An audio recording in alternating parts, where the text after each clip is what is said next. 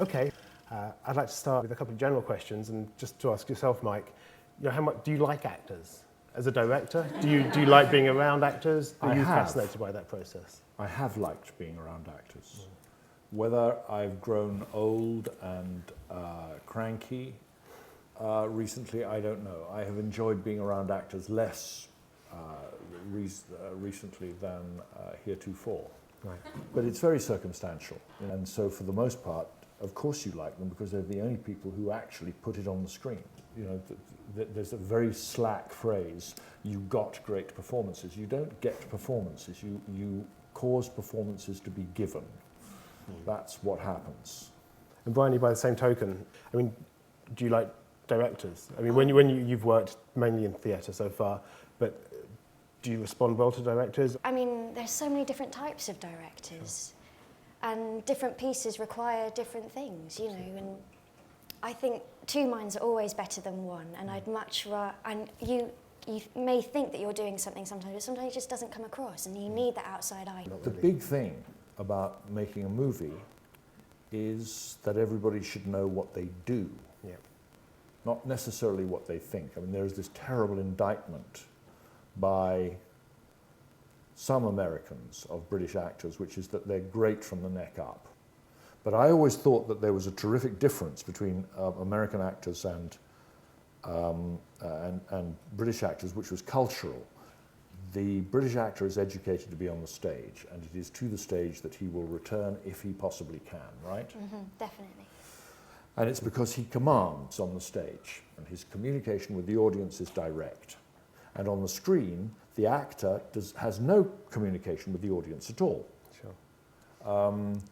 So the only way that he can have the kind of intensity that he would want to have, that you would have in the theatre when you pick somebody out in row 5, the only way that that works with him is that he plays states, a state of mind. And American actors are brilliant at playing states because they can disappear in that, they can consume all their energies in portraying the state. It's the director's job, the cameraman's job, the producer's job, the editor's job to make that connection between the screen and the audience. The actor can't do it for himself, he's not physically there. And so he has to find some place to invest in. And what he invests in is pain or misery, or that's why that's why Oscars so often go to medical conditions. Sure. And yourself, Bryony, do you have a clear idea, although you've been in one film, Cemetery Junction, and you're doing some TV now, do you have a clear idea of the distinction between sort of theatre work and film work and the different disciplines required, or at the moment are you sort of finding that out for yourself? I mean, I'm still finding my feet, definitely, and I'm so much more comfortable in a rehearsal room for a theatre job than I am on a film set. But it's odd, like I thought you do less for film, but actually I found that you almost have to sit forward, and I'm doing way more than I'd ever do on stage, it feels like, and I have to show that I'm listening, rather than on stage you listen, that's like the main thing, but there I have to do reactions that I'm listening, like for them to cut away to and things. I find that very odd, and rather than reacting to something that's just happened, sometimes you're making up a reaction so that, I don't know, to tell your own story. I mean, maybe that's so naive, and as I said, I'm only just learning, so.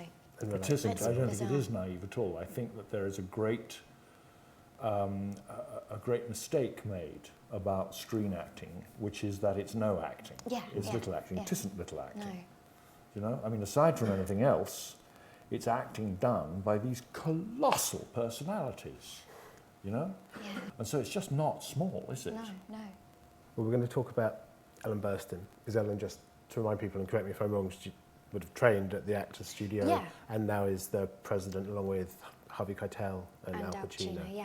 So has been sort of involved in both sides of the organisation for a number of years.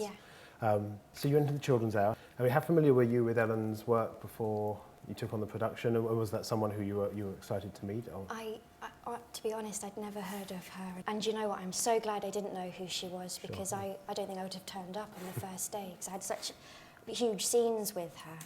And I began to realise what this beast of a woman was, and you know, she just look at you when you're pretending, and that wasn't really good enough, and it was wonderful, but really, really tough. And so every Tuesday afternoon we'd gather on stage, and Ellen Burstyn started to teach us about sense memory and the method.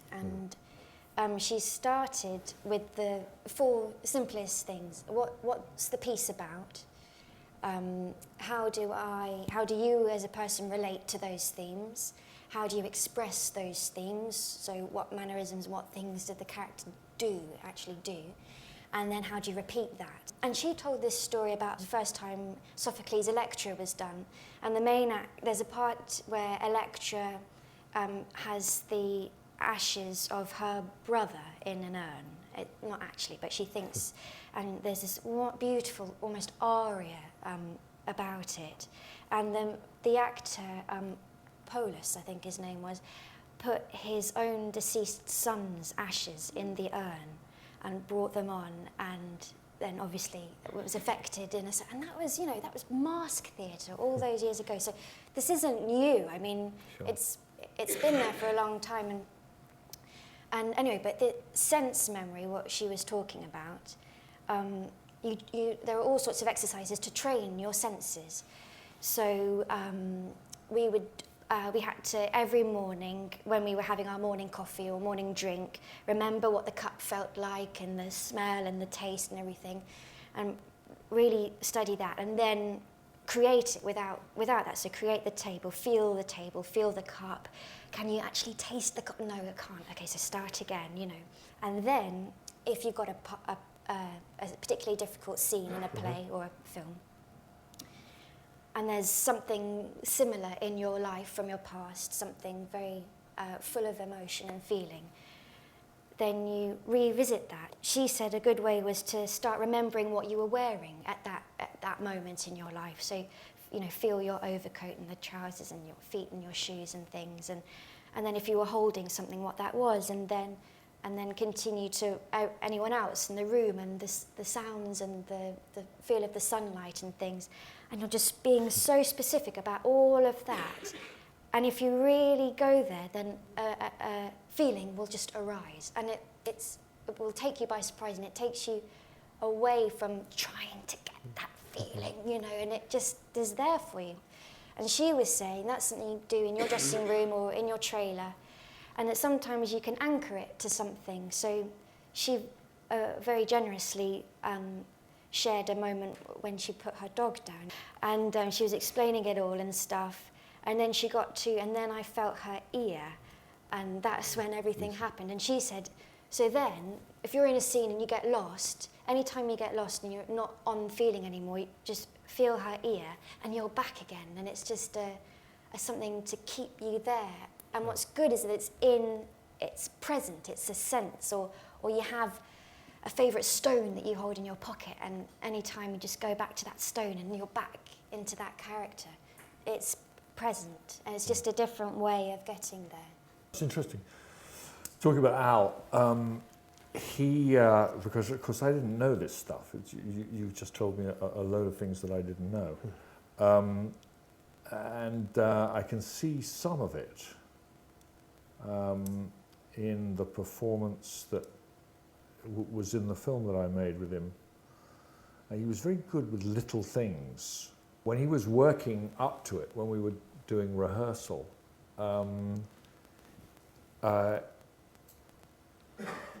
I nearly had a falling out with him, which is a really stupid thing to do. Not a falling out exactly, but I disagreed. He wanted to wear a hat, and I thought he looked terrible in a hat. You know, just roll over and give him the hat, for God's sake. And he had a very specific hat that he wanted to wear, and he had to wear glasses. It was part of the character that he had to wear glasses. And so the prop man did what prop men always do. They lay a table out with 100 pairs of glasses. And Al will come along, and he'll take half an hour, and he'll choose the glasses that he's going to wear. And he did. He came in, and he looked at all of them, and he went absolutely straight for one, which made him look like a kind of demented, short-sighted wasp For whatever reason, I don't know why, they had a very odd shape of frame and whatnot, and he looked very slightly cross-eyed at you from then on. But it was exactly like listening to you talk about stones and a piece of money in your pocket and stuff like that. The glasses became a touchstone to him. I saw him do it. I didn't know what he was doing at that stage. I now know, after listening to you, what he was doing, but that's what he was doing.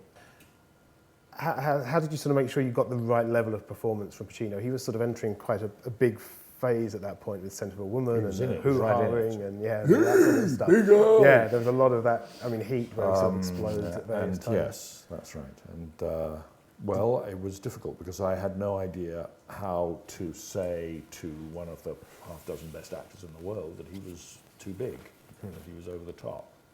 Just getting him to do it, or becoming the person that he will consent to direct it, with the boots on his foot, is a long process and complicated, delicate. And so I went to work on it over a period of some months, and I used to go along and see him, and we'd sort of sit and talk about the script, and I would just, I'm sure I wasn't nearly as subtle as I thought I was. I would just drop in the notion that perhaps that this might be a very small scale of thing that he would do in this particular scene. At what point he got the point, at what point he decided to do it that way, which is the way that I had wanted him to do it, I have no idea. There was never a moment where he said, calm down, I know what you mean, or I promise I won't go over the top with this one, or whatever. I was constantly frightened that he would turn into Big Al, and he didn't. That never happened. No. And he would always drive himself in. He would drive himself to work each day, and his car and his driver, driven by this huge, big, fat ex-New York transport cop, who's great, he's a great cook as well, would drive behind him. But Al would drive in from sort of upstate New York, a trip of an hour or something like that, and he would, because he'd run his lines. He was actually rehearsing in the car as he came in. So with Al, it's very emotional. It's very precise. He's never there before 11 o'clock in the morning, which is a pain in the ass because everybody else starts at 6:30. And he's gone by 5:30. And you say, Al, come on, I mean, give me a break. And he says, you wouldn't want what I was doing after 5:30. But Al is a very sweet man. He chewed me into bits at one point, but I was a fool, and I deserved chewing. Yeah, right, we've gone a little longer than normal, but we will just take a couple of questions. Right down here at the front. Hiya, this is to both of you. What's the best piece of advice you've been given over the last 5 years? This is, I don't know. On our final day of Children's Hour, Ellen and I burst into tears on stage by accident just because we were so upset that it was finishing. And I popped into our dressing room at the interval. She was like, how are we going to get through, Bryony? We're like a couple of kids out there, you know. I said, I think somehow we'll get through it. And she said, yes, go through it, not go around it. And I think that's true in life and in art as well. Don't go, just do that way. Try, if you see that road, try and stay true to that, I'd say. And so the very good piece of advice is if you're going to give up, then that's what you're going to do. If you're not going to give up, then you will find that there will be bits and pieces of that discipline which will be useful to you. Thank you all very much for coming. Thank you to Mike Newell. Thank you to Bryony, Hannah. Thanks for having me. Thanks very much.